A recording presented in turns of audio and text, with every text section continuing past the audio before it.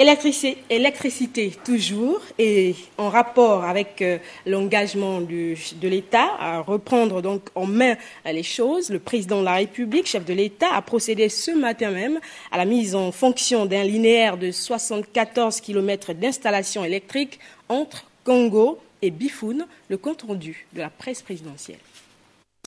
Soucieux de l'amélioration des conditions de vie de ses compatriotes, le président de la République, chef de l'État Ali Bongo Ondimba, a procédé à la mise en fonction d'un linéaire de 74 km d'installation électrique entre Congo et Bifoun.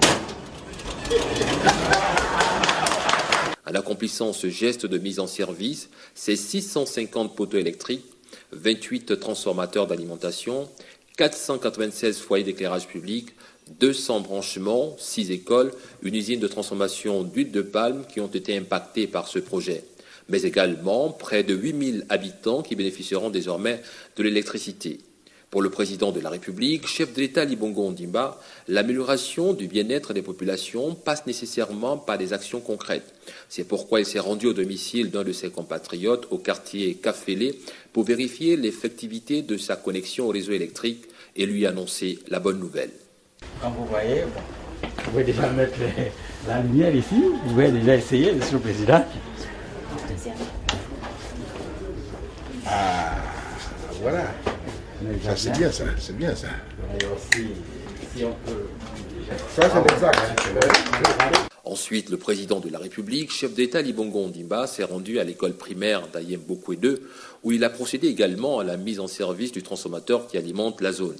Un geste qui l'a conduit dans les différentes salles de classe pour échanger avec la jeunesse scolarisée sur leur avenir. Accueilli chaleureusement, le chef d'État Ali Bongo Ondimba a vérifié aussi que l'école a été électrifiée. Cette concrétisation illustre l'effectivité de sa politique de développement énergétique. C'est tout simplement la parole donnée vis-à-vis des populations qui m'avaient reçu déjà il y a quelque temps et qui m'avaient exprimé leurs besoins. Donc la leçon du jour, c'est qu'il faut écouter sa population, il faut écouter son peuple.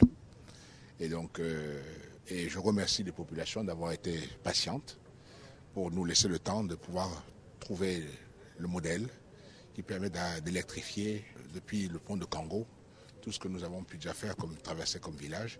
Et ce programme va continuer en fait jusqu'à Mouila.